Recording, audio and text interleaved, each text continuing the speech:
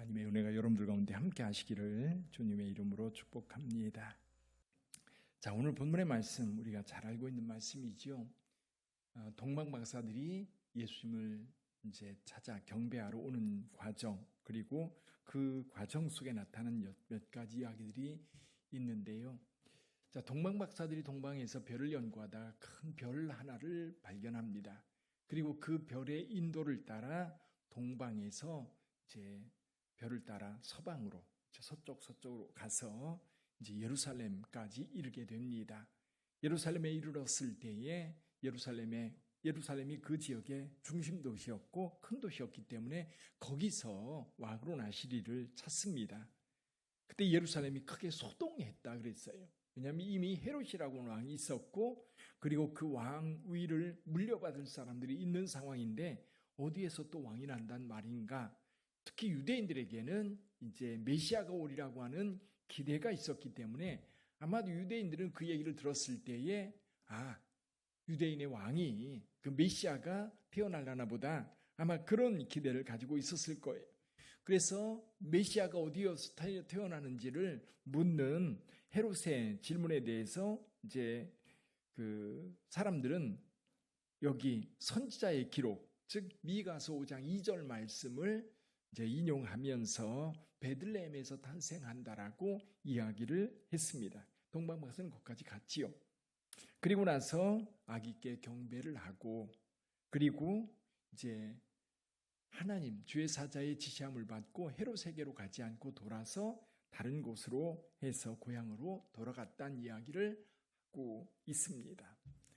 근데 동방박사들이 자기에게 오지 않는 이 상황을 깨달은 헤롯이 베들레헴 지역에 있는 아이들을, 2살 이하의 아이들을 다 죽였다라는 이야기까지 하고 있습니다. 그리고 여기 이제 예수님과 그의 가족들은 애굽으로 내려가서 피신했다가 나중에 이제 헤롯이 죽고 그의 아들 아켈라오가 10년 동안 유대 지역을 통치하게 되는데, 이 아켈라오가 통치할 때에 이어서 아켈라오는 더 악한 사람이었다고 그래요. 그래서 그 유대 지역으로 가지 않고 저 갈릴리 지역에 가서 거기에서 살았다는 이야기가 오늘 본문의 말씀입니다. 오늘 저는 이 동방박사들에 대해서 생각을 좀 해보려고 합니다. 동방박사들의 입장에서 보면 별을 연구하는 자들이다. 보통 이 사람들에 대해서 이렇게 얘기합니다. 동방박사들이 별을 연구하다가 큰 별이 나타났는데 그 별이 나타났다는 얘기는 위대한 인물이 태어날 거라고 하는 것을 암시하는 거죠. 근데 조금 대충 굉장히 뭐라 그럴까요? 위대한 인물도 차이가 있을 것 같아요. 시대를 이제 아우르는 영웅들이 태어날 수도 있고 왕이 태어날 수도 있고 그럴 텐데, 이 동방박사들이 봤을 때 이 별은 심상치 않은 별인 거예요. 대단한 별인 거지요. 그래서 그 별을 따라가서 새로 태어난 그에게 경배하기를 원했던 겁니다. 그래서 동방박사들이 별이 나타났을 때에 그 별을 따라 이제 가기 시작을 합니다. 아마 그때를 생각해 봐요. 별이 나타나서 별을 따라가야 되겠다라고 하는 마음이 들었을 때에 그들은 준비를 해가지고 별을 따라갔어요. 별을 따라갑니다. 근데 이제 별을 따라간다라고 하는 것은 하나님께서 그들을 인도할 때에 별이 나타났고 그 별을 통해서 그들을 이끌려고 할 때에 그들은 순종해서 그 별을 따라 갔습니다. 근데 그게 어디까지 갈지를 모르는 거예요. 그래서 성경에 보면 순종하는 사람들이 대부분 그렇습니다. 순종하는 사람들이 순종해 갈 때에 그 순종의 영역이 어느 정도 선으로 긋지 않는 것 같아요. 여기까지는 내가 가겠다라고 하면서 순종하지 않습니다. 어디까지 가요? 끝까지 가는 거예요. 하나님께서 아브라함을 인도하실 때 아브라함이 마음속에 나는 어디까지는 가겠다, 그 이상은 못 가, 그런 마음으로 출발을 했을까요? 바단 아람을 출발할 때에 아브라함은 하나님의 인도하심을 따라 그가 어디든지 그는 따라갔을 거예요. 자, 저와 여러분들에게 하나님께서 말씀하실 때에 그 말씀을 듣는 자가 있고요, 듣고 이건 하나님의 말씀이다 이렇게 깨닫는 자들이 있고, 또 깨달았어도 아멘하고 순종해 가는 사람들이 있어요. 어떤 사람들은 깨달아요. 이게 분명히 하나님의 뜻 맞아. 하나님께서 원하는 것 같아. 근데 나는 그렇게 하고 싶지 않아. 그래서 하나님의 음성을 듣는 것, 그리고 또 순종하는 것까지 나가야 되는 것 같아요. 그래서 저와 여러분들이 우리 하나님께서 무리하게 오늘날 이 별을 따라가라고 우리를 부르시지는 않는 것 같아요. 그렇지만 작게라도 하나님께서 저와 여러분들에게 불러 뭔가를 시키실 때는 끝까지 순종하는 것이 맞다. 이 동방박사들은 그 한계가 어딘지 모르고 꾸려가지고 출발을 합니다. 어디까지 갈지 몰라요. 그러다 보니까 아마도 짐 챙기는 것도 보통이 아니었을 거예요. 여러분들도 여행해 보셨을 겁니다. 하루 갔다 오는 것, 2박 3일 갔다 오는 것, 열흘 갔다 오는 것, 짐 챙기는 것이 다릅니다. 그런데 어디까지 갈지, 얼마나 걸릴지 모르는 상태에서 순종해 간다라고 한다면 이건 보통 일이 아닐 것 같아요. 근데 무엇을 준비하고 언제까지 사용할 것을 준비할 것인가 그런 생각 없이 오직 따라가는 거예요. 내 상황을 살피지 않고 순종해 가는 거예요. 그래서 여러분 성경에 보면 순종하는 사람들을 통해서 주의 일이 이루어지는 것 같아요. 그래서 성경은 순종하는 사람들, 여기 요셉도 그렇고요. 동방박사들도 마찬가지. 동방박사들 헤롯이 거기 갔다 아기를 만나면 그 아기에 대해서 보고 나한테도 와서 이야기해달라라고 이야기를 했습니다. 근데 동방박사들은 주의 사자가 이야기할 때에 헤롯에게 들르지 않고 피하여 본국으로 돌아갑니다. 왕의 명령보다 누구의 명령이 더 중요했어요? 하나님의 말씀이 훨씬 더 중요했던 거죠. 그래서 말씀에 순종했던 동방박사들, 그리고 주의 사자가 말씀할 때에 요셉은 그 말씀대로 행동했습니다. 마리아 데려오기를 두려워하지 않고 데려왔고, 베들레헴에 가서 아기 낳았을 때에 거기서 태어나게 하고, 그리고 애굽으로 그 어린아이를 데리고 피신할 때에도 여러분 하나님의 음성을 따라 행동했던 것. 그래서 저와 여러분들, 우리 빛된 교회 성도들은 주님께서 우리에게 행하시는 말씀, 그리고 우리에게 원하시는 그 일에 끝까지 순종해 갈 수 있기를 주님의 이름으로 축복합니다.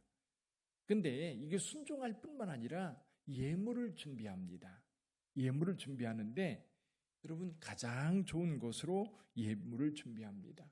준비된 자, 철저하게 여행을 준비했을 거고, 그리고 여기 별이 나타났다고 하는 그 위대한 인물이 태어났을 때 그 위대한 인물에게 줄 선물을 준비했던 겁니다.